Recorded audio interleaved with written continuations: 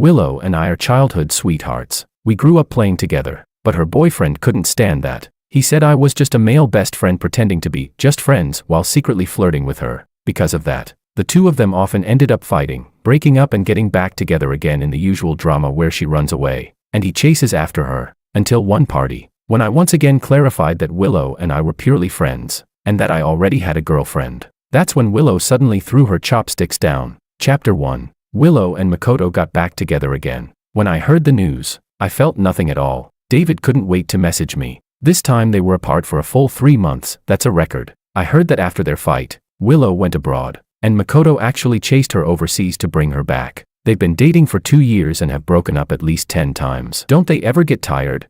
I smiled but didn't reply. He kept messaging. I bet Makoto's gonna brag in the group chat again and invite everyone to dinner. You coming? I sent a polite refusal emoji, then replied, nah, I'm busy practicing. I've got a competition next month. He replied, all right, I'm still going to check out that dramatic on and off couple. I'll tell you if there's any fresh gossip. I typed back, sure. After sending that message, I went back to practicing the piano. About half an hour later, I picked up my phone again and saw another message from David. He seemed to hesitate before asking, by the way, do you know why they fought this time? I replied, no idea. David texted back almost instantly, I heard it's because Makoto found out Willow's phone password was both of your birthdays. Chapter 2. On Friday, our long silent friend group chat suddenly came alive. No surprise, it was Makoto announcing that he and his girlfriend had gotten back together again, and that he was treating everyone to dinner at the usual place. Everyone started joking and teasing, already used to it, but congrats anyway. Makoto, you're slowing down, took you that long this time. When will I finally get to eat your last reconciliation dinner? I was typing to decline the invitation when Makoto suddenly tagged me directly. Gio, you have to come. I replied, sorry, I've been busy lately. Makoto sent another message, what? Not giving me any face, it's just dinner. Then he added, I know I've misunderstood your relationship with Willow before, and I probably caused you a lot of trouble. I just want to apologize in person. Can you give me that chance? And then, silence. No one in the group said anything after that. I stared at my phone, suddenly feeling irritated. A few seconds later, I typed back, all right. Chapter 3. When I arrived, the private room was already lively. As I pushed open the door, the air went silent for a moment. Sitting at the main seat, Willow looked at me, and her once frowning brows finally relaxed a little. She gave a cold snort and said, what took you so long? Then she reached out, moved her bag off the seat next to her, patted the spot, and said, come sit here. Makoto's expression stiffened, but he still smiled and wrapped an arm around Willow's shoulder, clearly marking his territory. He said, Gio, you finally made it. We've been waiting for you. I nodded and said, sorry, traffic was bad. While I spoke, Willow's eyes never left me. I pretended not to notice and turned to the corner where David was waving at me. As soon as I sat down, Makoto came over holding a glass of wine. He said, George, I'm really glad you could make it. I used to misunderstand your relationship with Willow, and because of that, she and I argued a lot. We must have made quite a joke out of ourselves in front of everyone, so I owe you an apology. I know it must have caused you some trouble. I just want to say sorry, and I hope you don't hold it against me. Makoto stood beside me, looking down with a smile that didn't quite reach his eyes. He went on, but that's all in the past now. Willow and I have talked things through honestly. The misunderstandings are cleared up. Even though you two grew up together, she only sees you as a brother figure, nothing more. And I'm sure you've always treated her like a little sister too, right? The once lively room fell silent again. Everyone stared at their glasses, pretending to be invisible. Willow was still staring straight at me, as if waiting for my answer. David frowned, about to speak, but I stopped him with a gesture. Then I picked up my glass, stood up, and met Makoto's gaze head on. I smiled and said, it's good to clear things up. I accept your apology. Then I added, Willow's right, we really are just ordinary neighbors. Don't misunderstand again. It only hurts feelings. I raised my glass slightly toward him and said, wish you two everlasting happiness. The moment I finished speaking, there was a sharp clack. Willow, face cold, had thrown her chopsticks onto the table. Her eyes were filled with resentment, but she still held back her emotions and said, you have a bad stomach. Don't drink any more. Makoto's face darkened instantly, his fingers whitening around the glass, because that line was said to me. Chapter 4. Willow and I met when we were 8 years old. Our families lived next door to each other. When we were kids, she was like my little shadow. During family dinners, she'd look up at me with hopeful eyes and say, when I grow up, my mom said she'll marry me to you. In elementary school, when I started learning violin, Willow would always cover her ears in the next room and scream, "George, are you sawing wood or playing music?" In middle school, I used to help Willow with her homework. Watching her nod over and over, I asked, "Do you understand now?" She replied, "Not a single word." Later, when my parents died in a car accident, it was Willow who held my hand and kept saying, "George, I'll stay with you forever." We were the kind of childhood sweethearts everyone envied, part of nearly every important moment in each other's lives, and I really thought she would stay with me forever, just like she said, until one day, a new student joined our training class. Willow started mentioning another name around me all the time. With a soft smile, she said, "George, don't you think that Makoto kind of reminds you of yourself?" I asked, "In what way?" She tilted her head. "His violin sounds just as terrible as yours used to." I was speechless. Then she said, "George, that Makoto is so interesting. Can you help me get his contact info?"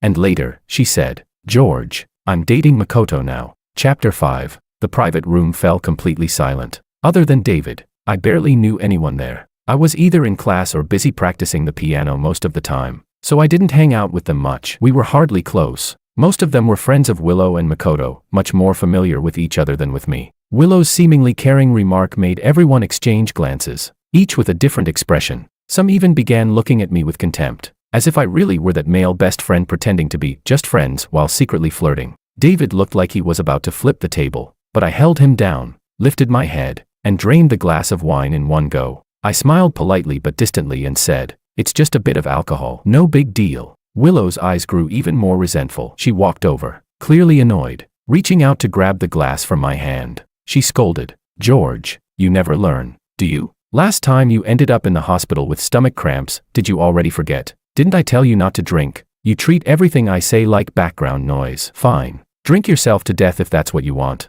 Her words, the kind that anyone could easily misinterpret, made anger rise in me for no reason. I raised a hand to cut her off and said coldly, "Can you stop talking nonsense? It's none of your business." Willow opened her mouth to respond, but before she could, the door to the private room suddenly swung open. Chapter 6. A tall woman in an ivory trench coat stood at the doorway. Her elegant figure and calm poise immediately drew everyone's attention. Her cool, sharp eyes carried a hint of chill as she surveyed the room. Her gaze finally stopped on me for 2 seconds before moving away. The tense atmosphere broke in an instant. Willow spoke up. "Anna." She sounded surprised. "Didn't you say you didn't have time today? Why did you come after all?" Anna took a few graceful steps into the room and sat down naturally in the seat directly across from me. She said, "Just happened to have a meeting nearby." Someone asked, "Did you meet the person? Why didn't they come with you?" Anna curved her lips slightly, her eyes glancing toward me almost imperceptibly. She said, "No rush." My heart skipped a beat. I looked down awkwardly, suddenly feeling guilty. Chapter 7. Perfect. "Now everyone's here," Makoto suddenly said, breaking the silence. He pulled Willow back to her seat, lifted his glass again, and said, "It's rare for everyone to gather together like this. Let's have a toast." "Oh, wait, I almost forgot. He can't drink because of his stomach." He smiled apologetically, then widened his eyes as if something had just come to mind. He said, "George, how about I introduce you to a girlfriend? Seriously, you spend every day buried in music and never do anything else. You should find a girlfriend to keep you in line. That way, Willow won't have to worry about you all the time, right?" He stared at me directly, his eyes filled with thinly veiled irritation. Everyone could hear the sarcasm behind his words. In the quiet that followed, I looked up at Anna, who sat beside Willow, staring blankly at her phone. I said, "No need." Then, with a faint smile, added, "I already have a girlfriend." The words had barely left my mouth when a sharp crash rang out. The glass of water beside Willow shattered on the floor. Shards flew out, and a sharp piece sliced across her ankle. Blood began to flow instantly. "George." Willow's voice was tight with anger as she gritted her teeth and demanded, "What did you just say?" Chapter 8. Makoto clenched his jaw but still called the waiter to bring the first aid kit. Willow, as if she couldn't feel the pain, kept her eyes locked firmly on me. She bit her lip and said, "Say that again." "Word by word," I repeated. I said, "I already have a girlfriend." Someone scoffed. "Yeah, right." Another person chimed in. "Exactly. Everyone knows you've always had a thing for Willow." The next second, someone added, "George, come on. Why bother making up a fake girlfriend just to piss Willow off?" People exchanged knowing looks, as if everything suddenly made sense. Willow's defiant expression softened slightly. She gave a short laugh, rolled her eyes, and said, "Childish. Seriously, as if I'd get mad over something like that." I rubbed my forehead helplessly, pinched the bridge of my nose, and said, believe it or not. But by finishing this drink tonight, I'm saying that all the past misunderstandings are over. From now on, I don't want to hear about any more breakups or fights caused by rumors involving me. I said firmly, I don't want to be, and I'm not interested in being, part of your little drama play. When I finished, I stood up to leave. As I reached the door, something crossed my mind, and I stopped. Turning back, I said, Anna, I've been drinking. Could you drive me home tonight? The room erupted with gasps. Everyone stared at me in disbelief. Willow turned sharply, her voice trembling. George, who did you just call? The woman sitting next to her smiled, slowly stood up, and walked toward me. With a soft grin, she said, it's no trouble. Willow tried to follow, but Makoto grabbed her arm. Her voice shook as she said, George, don't you dare walk away. I didn't look back. I turned and left the private room. Chapter 9. The car felt a little warm. I sat silently in the passenger seat, unsure what to say. My phone kept vibrating. It was Willow, calling over and over. Annoyed, I switched it to silent mode. Anna leaned slightly toward me, narrowing her eyes as she studied my face. She was close enough for the faint scent of citrus to brush past my nose. After a moment, she spoke, her soft voice carrying a hint of reproach. How many drinks did you have today? I instantly realized what she meant and shook my head. Not much, just 2 small glasses. Nothing serious. She nodded and started the car. The cool night breeze slipped through the window, brushing away the heat on my face. Chapter 10. The first time I heard the name Anna, I imagined someone gentle and delicate, the kind of person whose presence felt soft. But after meeting her a few times,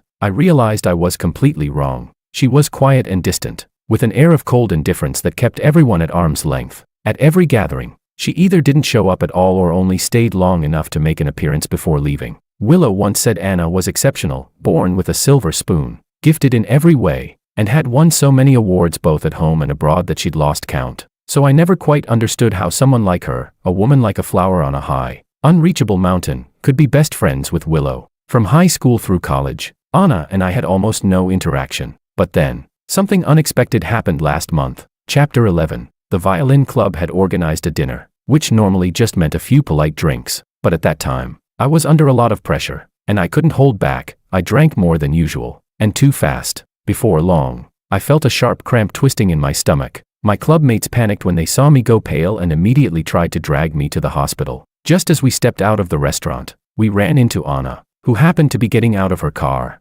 Without a word, she came over and helped me into her car. To be honest, the stomach cramps didn't last long that night. They eased up pretty quickly. What really made it a disaster was that, out of nowhere, I got drunk and started acting out. I grabbed Anna's face and kissed her 3 times, hard, and after that, I even smacked my lips and muttered, tastes pretty good. The worst part was that when I sobered up, I remembered every second of it. I nearly got down on my knees to apologize to Anna, swearing I'd make it up to her somehow. Anna looked at me with a faint smile in her eyes and asked, how are you going to make it up to me?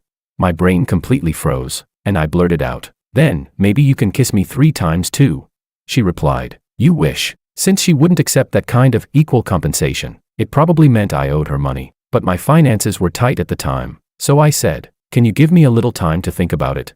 She said, sure. Chapter 12. After that day, I started running into Anna everywhere, at the library, at the stadium, in restaurants, even when I was practicing piano. I'd sometimes see her passing by the window outside. I knew she was there to collect her debt. By the 10th time she sat down across from me while I was eating lunch. I couldn't hold back anymore. I said, are you in a hurry or something? Then added, I told you, I haven't figured it out yet. She gave a cold snort and said with irritation, so what? You're not planning to take responsibility for me anymore? Chapter 13. Lost in thought. I didn't even notice we'd already arrived home. I took a deep breath, pulled out my keys, and slowly unlocked the door. Anna said, here are the car keys. I'll head out then. I said, yeah. She looked at me for a moment, noticed I wasn't closing the door, and tilted her head slightly. Do you have something else to say?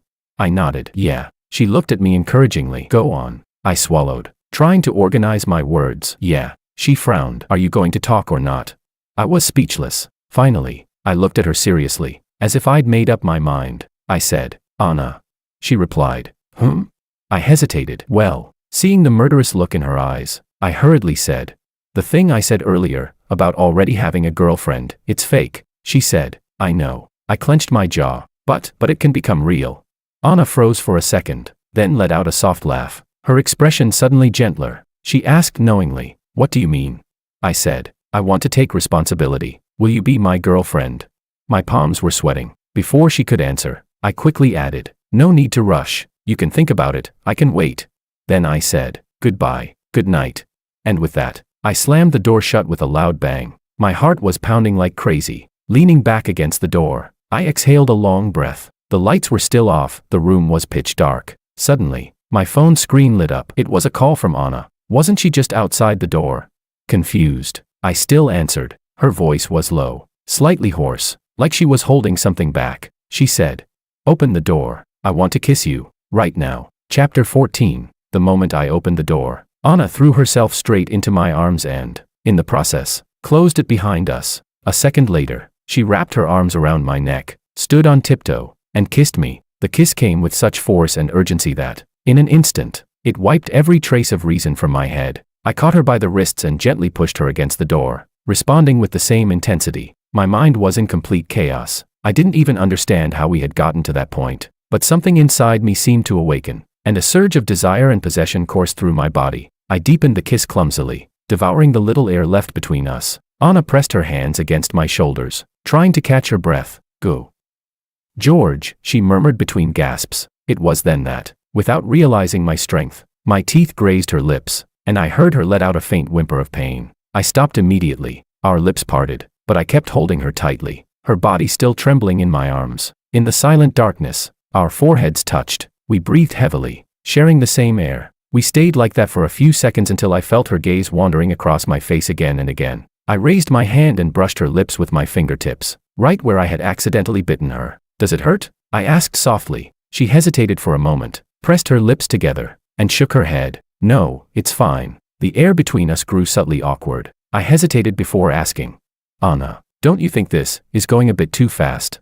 She was silent for a few seconds, then finally nodded with a faint murmur. "Yes, a little." Then, I began to say, in my head, I imagined she would say goodbye gracefully, and everything would naturally move toward the starting of a relationship. But instead, Anna leaned in again and whispered beside my ear, "I've rested." "Ah," I managed to stammer. The citrus scent of her perfume surrounded me as she leaned toward me again. Her voice trembled slightly, still charged with restrained desire. "Then, let's continue." And before I could respond, her lips found mine again. She was so polite, she even warned me before continuing. This time, the kiss was different, softer, without the urgency or domination from before, just tenderness and care. One of my hands held her by the waist, the other caressed her face. The light kisses deepened gradually, intertwining in a slow, silent dance. Anna closed her eyes and clung to my shoulders. We let impulse and emotion slowly envelop us. The screen of my phone kept lighting up again and again, calls and messages from Willow,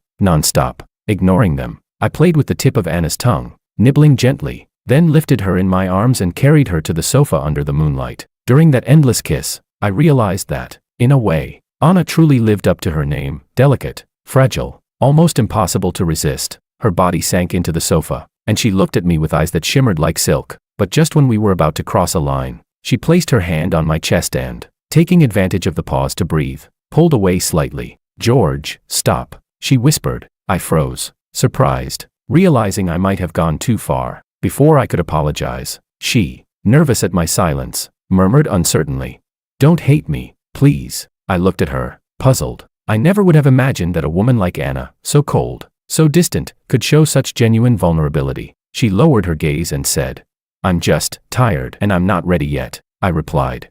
"I don't hate you." I lowered my voice, slightly ashamed. I was the one who crossed the line. Anna smiled faintly. She rested her forehead against my neck, and her warm breath brushed my skin. She asked quietly, "What are you going to do tomorrow?" I thought for a moment and answered, "In the morning, I'll practice piano. In the afternoon, work on my thesis." She said, "Then, can we see each other?" "Of course," I replied. "Shall we have a meal together?" "Lunch?" I asked. She smiled. "All 3 meals." I let out a soft laugh. "All right." Chapter 15. The next morning, as soon as I arrived at the practice classroom building, I saw Willow sitting in front of the door. She was wearing the same dress from the night before. Her face looked pale and exhausted, with dark circles so deep it seemed she hadn't slept at all. The moment she saw me, she jumped to her feet. "George," she exclaimed, "I've been calling you all night. Why didn't you answer?" I brushed her hand away when she tried to grab me. "Sorry," I replied calmly. "I didn't check my phone last night." Willow's eyes filled with tears, and her voice trembled as if she were about to cry. "You didn't check your phone? Then what were you doing? Why did you leave with Anna last night? Since when do you know her? And why did you move without telling me? I went to look for you, and your neighbors said you'd already moved out. What does that mean, George? Her barrage of questions began to irritate me. What does that have to do with you? I asked, frowning. How can it not have anything to do with me? She shot back, her voice breaking. She bit her lip and said, George, are you doing all this just to upset me? Are you crazy? I replied, completely baffled. Willow raised her voice. George, after all these years, who knows you better than I do?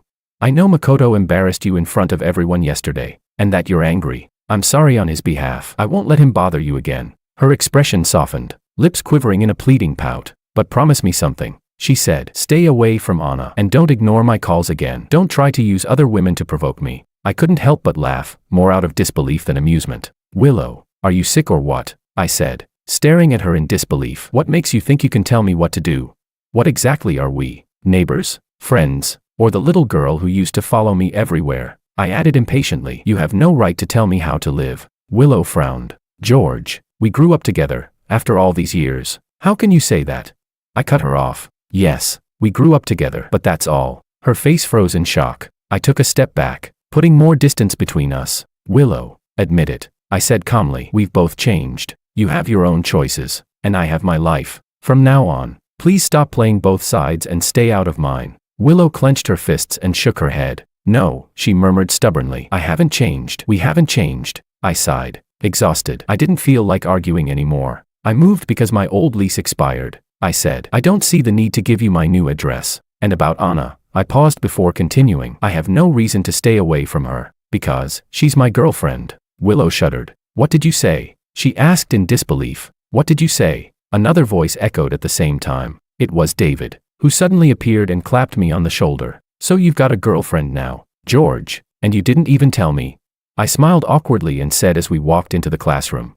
I'll explain later. Willow, however, grabbed my sleeve tightly. I yanked my arm free. Don't touch me, I warned. I'm telling you for the last time. She didn't seem to hear me. Her reddened eyes trembled with barely contained anger. George, are you serious? She asked, her voice breaking. Before I could reply, David cut in bluntly. Come on, Willow, that's enough. You've got a boyfriend, so why are you still chasing George? You argued with Makoto yesterday and vanished all night. He's been looking for you for hours, thinking you left the country again. Do him a favor and let him know you're still here, or the poor guy's going to chase you to the ends of the earth. And with that, David and I walked into the practice classroom without looking back. Chapter 16. I explained everything to David from start to finish. After listening, he let out a long sigh of relief. He said, well, that's a relief. For a while, I really thought you still couldn't get over that trashy girl, Willow. I shook my head and smiled, feeling completely at ease. I got over her a long time ago. David continued. No wonder you suddenly left with Anna last night. Everyone was stunned. I frowned slightly. Was it really that surprising? He replied, maybe not for others, but we're talking about Anna. Sure, in our circle, everyone comes from a decent family, but compared to Anna, none of us even come close. David clicked his tongue and said, in a novel, a girl like her would be the heiress of a powerful family, the kind we'd have to call the princess of the capital circle. I never understood why someone like her would even bother to mix with us nobodies, but now, I think I'm starting to get it. I sighed helplessly. Dude, your imagination is going way off track. David looked unconvinced. He said, you don't believe me? Then listen to my reasoning. Every time we have a gathering, Anna never shows up, unless you're there. She skipped her own graduation ceremony, yet she's never missed one of your competitions. Even the best of friends wouldn't go that far, would they? David's eyes widened, goosebumps rising all over his arms. He went on. The more I think about it, the creepier it gets. We can barely get a glimpse of her most days, yet you somehow run into her all the time.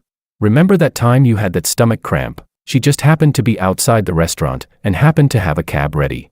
Looking back, all the clues were there. The more David analyzed, the more excited he became. He squinted his eyes, rubbing his chin thoughtfully. Anna's probably been secretly in love with you for years.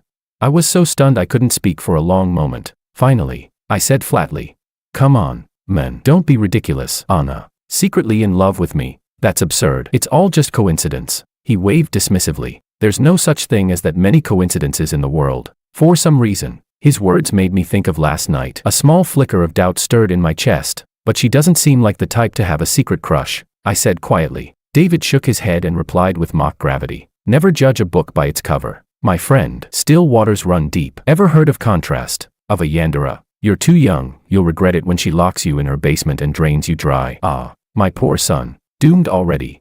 I groaned. You really need to stop reading so many twisted novels. Chapter 17. Ever since learning that Anna might secretly be in love with me, I haven't been able to stop paying attention to her every move these past few days. It's as if she knows everything about me, my tastes, my habits, even my fascination with the stars, something I've never mentioned to anyone, yet she's perfectly aware. Anna is gentle and caring when we're alone. She always clings to me, sometimes refusing to let go, sometimes interrupting serious conversations just to demand a kiss. It's like a kitten asking its owner to pet it. Her dependence and insecurity a sharp contrast to her elegant, noble demeanor. Every time I finish my work and turn around, she's there. She waves at me, standing in the soft half-light, where shadows and sunlight blend. The wind stirs, and her gaze carries emotions I can't quite decipher. Something like suppressed longing, something like restrained affection. She smiles faintly at me, as if to say, I've been waiting for you for a very, very long time. Chapter 18. David told me that Willow had been spending her nights drinking at bars lately. Whenever she got drunk,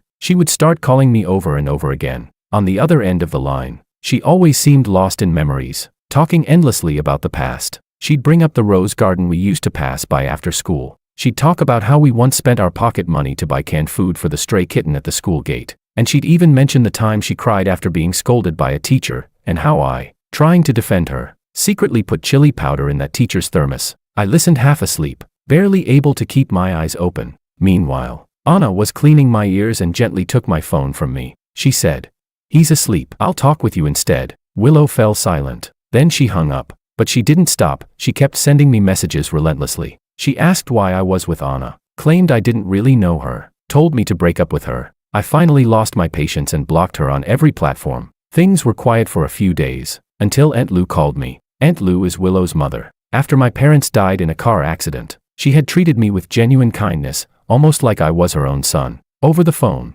she said Willow hadn't been in a good emotional state lately, and asked if she might be having problems with her boyfriend. I didn't know what to say, so I simply replied, maybe. Her tone was tinged with melancholy as she chatted with me for a while about daily life, and in the end, she invited me to come home for dinner over the weekend. I hesitated for a moment, but eventually said yes. Chapter 19. When I went back that day, Willow was there too. She was wearing the white dress I had given her when we graduated from high school. Her expression looked weary and fragile. The moment the door opened and she saw me, a faint light of hope flickered in her eyes. "You came back," she said softly. I nodded and stepped inside. Aunt Lou looked me up and down, saying I'd lost weight, then added that she had asked the chef to make my favorite dish, sweet and sour ribs. The smell of food drifted from the kitchen, and the TV in the living room was playing a lively soap opera. Willow sat beside Aunt Lou, quietly watching us talk with a faint smile. For a moment, she looked like she had returned to our high school days, back to one of those ordinary yet happy evenings.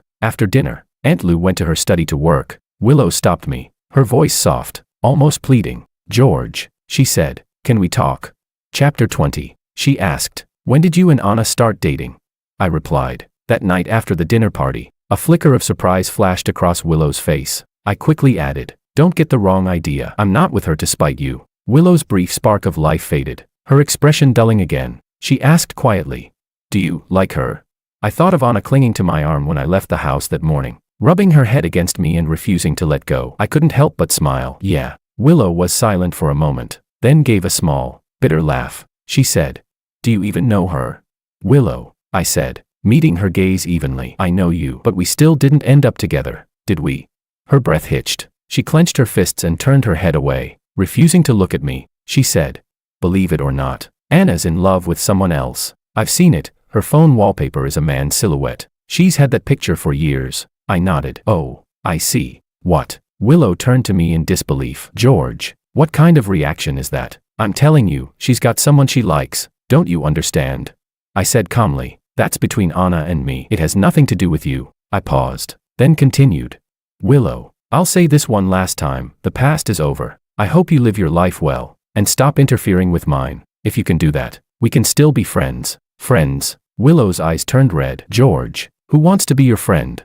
I sighed softly. "All right then, let's be strangers." The wind howled around us. Willow's face went pale. I added evenly, "From now on, there's nothing left between us." Thunder rumbled in the distance, and the heavy rain began to pour from the sky. It's raining, I said quietly. Then, softly, Willow, I'm going home. Chapter 21. I said goodbye to Aunt Lou, and just as I opened the door, I saw a familiar figure. Anna was leaning against the wall, the warm yellow light tracing a golden outline around her. She turned at the sound of the door, and when she saw me, the tension in her brow instantly eased. What are you doing here? I asked, walking over and taking her hand. It was a little cold. Anna's eyes lingered on our joined hands, and the corners of her lips lifted slightly. It's raining, she said, looping her arm through mine. I came to bring you an umbrella. The umbrella was just big enough for two. Neither of us caught a drop of rain or wind. When I opened the car door, Willow suddenly came running out. George, don't go. The rain had drenched her hair and dress, leaving her looking pitiful and desperate. Head bowed, she spoke in a trembling voice, full of pain and regret. I regret it, she said, eyes fixed on me. George, I regret it. Can you please not go? She stepped closer, pulling a folded envelope from her bag. A love letter, she said softly. This is the love letter you wrote me. You did love me, didn't you? She held the envelope out toward me, her eyes filled with desperate hope, like someone clinging to a final lifeline. George, she whispered, we promised to stay by each other's side forever. Did you forget?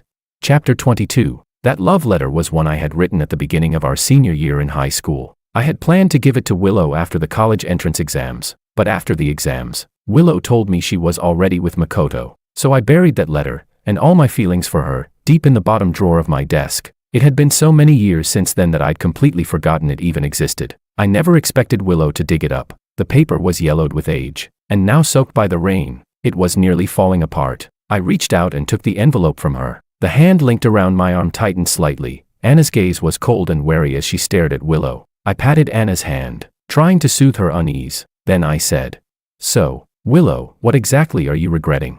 You knew I liked you back then, but you still chose to be with someone else. You were the one who broke our promise, weren't you?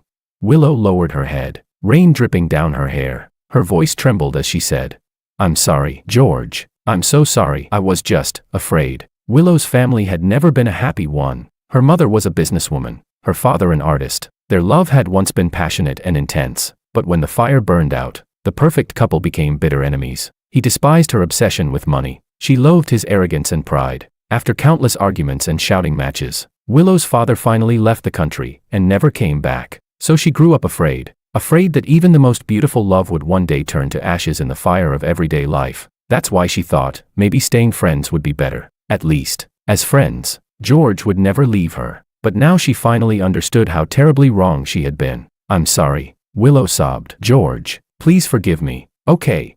I gave the envelope a slight tug, and the soaked paper tore cleanly in half. Smiling faintly, I tossed it into the nearby trash bin. No one can stand still forever, I said softly. Willow, I don't love you anymore. With that, I took Anna's hand and turned toward the car. Willow's eyes went blank. Her legs gave out, and she half collapsed to the ground, breaking down completely in the pouring rain. For many years after that night, Willow would remain trapped in that storm, alone, drowning in her regret. Chapter 23. On the way home, Anna didn't say a word. I couldn't help feeling a little guilty. When we finally got home, I was just about to speak, had only said her name, when Anna suddenly turned and threw her arms around me. She buried her face in my chest, holding me tightly, as if afraid I might disappear. I gently stroked the back of her head and asked, Anna, are you angry? She lifted her head and stood on tiptoe to kiss me. No, she said softly, her voice carrying a hint of hurt. Then, are you afraid? I asked. Anna froze, then raised her eyes to meet mine. In that moment, I saw the unease and shadow in her gaze. Without another word, I leaned down and kissed her, feeling her trembling, the fragility beneath her calm. When the kiss finally broke, she breathed lightly and whispered, I'm afraid. I sighed, afraid that I'll go soft and turn back. She didn't answer, which was answer enough. I smiled. Do you really have that little faith in me? She shook her head. Her tone was small, almost pitiful. It's not you I don't trust, it's myself. The way her brows drooped and her eyes shimmered, she looked just like a wounded kitten. My heart melted completely. I cupped her face in my hands and planted 2 playful kisses on her cheeks. Now, I asked with a grin. Anna's eyebrows arched slightly, and a spark of amusement returned to her eyes. Are you trying to coax me? I'm coaxing my little kitten, I said. Her lips curved, but the kitten thinks that's not enough. I chuckled. Then what would be enough? Her gaze softened, liquid with tenderness. She said, say you love me. Anna rested her arms on my shoulders, straddling my lap. Say it, husband. She whispered, "Say you love me." Looking into her eyes, I said clearly, one word at a time, "Anna, I love you." She smiled and whispered back, "George, I love you too." Her last words dissolved into a deep, burning kiss. Chapter 24. We stumbled from the doorway to the couch, locked in each other's arms, lost in the heat of our kisses. A sudden thought struck me like lightning. "Let me borrow your phone for a second," I said. Anna, without hesitation, pulled out her phone and placed it in my hand. Her eyes were soft, half-lidded and full of lingering desire. She clearly wasn't ready to stop. "The password's your birthday," she murmured. I unlocked the phone, and in the next instant, froze. The wallpaper was a picture of me. More precisely, a photo of me from my second year of high school. That day, I had won my first ever gold medal in a music competition. It was only a small inter-school event, but the honor had meant everything to me. From the angle, it looked like the photo had been taken secretly. It only showed my back. I was standing on the stage, one hand raised in celebration, the other clutching my trophy. Under the stage lights, in that frozen moment, I almost looked like I was glowing. I stared blankly at the screen, my thoughts slow to catch up. Finally, I looked up and asked, "Anna, do you know why I love the stars?" Anna blinked, then gave me a knowing smile. "Because the first piece you performed when you won that gold medal was Starry Sky," she said. I asked quietly, "Anna, have you liked me for a long time?" She nodded. A very, very long time." I pressed on, unable to help myself. "Since when?" She smiled, a trace of nostalgia in her eyes. "Probably from the moment I heard someone sawing away on a violin in that abandoned equipment room behind the school." The abandoned equipment room. And just like that, realization hit me like a bolt of thunder. Chapter 25. I was never particularly talented. Back in middle school, my violin playing was unbearable. Willow used to complain endlessly, begging me to stop torturing her ears. I was young and hot-headed then, so one day I threw my violin aside, swearing I'd never play again. But later that same night, I snuck out, picked it back up, and secretly found a quiet place where no one would hear me practice. That place was the abandoned equipment room behind the school, so it hadn't been my secret hideout after all. Realizing that, I groaned in embarrassment. "Just kill me now." Anna blinked in confusion. "What's wrong?" I buried my face in my hands. "You saw me at my most humiliating moment." She tilted her head. "Humiliating? Why?" "When you were struggling to hit the right note," she said softly. "The way you focused so hard, you have no idea how handsome you looked." I let out an awkward laugh. Back then, I just wanted to work hard in secret, so I could surprise everyone with a comeback one day. Anna smiled, her gaze warm and tender. "Well," she said, "I was completely dazzled long before that." Her words made my ears burn, so I quickly changed the subject. "Then why did you become Willow's best friend?" I asked. She replied, "Because I wanted to be closer to you. And that night when I got drunk, you were waiting for me on purpose, weren't you?" Anna nodded. "Why didn't you tell me?" I asked. She said, "Because I was afraid you'd think I wasn't reserved enough." My heart softened completely. I sighed, long and tender. Anna, what would we have done if we'd missed each other?" Anna chuckled and nestled into my arms. "Luckily," she whispered, "we didn't. Luckily, we didn't." Chapter 26. David sent me another piece of gossip. He said Willow and Makoto had broken up again. He texted, "This time it's real. Willow dumped him first. Makoto tried to get her back, but she just blocked and deleted him right away. Disgusting. They were all lovey-dovey not long ago." After a pause, he sent another message. "Has Willow tried to contact you again? She must regret it now." Serves her right. Over the next week, Makoto came to see me several times, mostly to ask where Willow had gone. I told him I didn't know. He looked worn out, and as he left, he gave me a bitter, sarcastic smile. "Willow broke up with me," he said. "She told me the only reason she agreed to date me in the first place was because I reminded her of you. George, you must feel proud beating me." Expressionless, I replied. "I only care about winning competitions. As for you, you're not even worth noticing." Later, Aunt Lou told me that Willow was planning to go abroad and asked if I could meet her before she left. I refused. That night, I received a text from an unknown number. It contained only a few words. "I'll wait for you." Anna was curled up in my arms watching a horror movie when the message came in. She picked up my phone, glanced at the screen, and typed a reply. "Sure, we'll send you a wedding invitation when we get married." Jealous, completely jealous. Chapter 27. On the day Willow left the country, I happened to be competing in the national finals. When the results were announced and the spotlight hit me, the crowd erupted in cheers. Amid the blur of moving figures, I caught a glimpse of someone slipping quietly toward the exit. A slender, lonely silhouette that looked a lot like Willow, but I didn't go after her. I couldn't, because at that moment, I turned to embrace the woman I loved,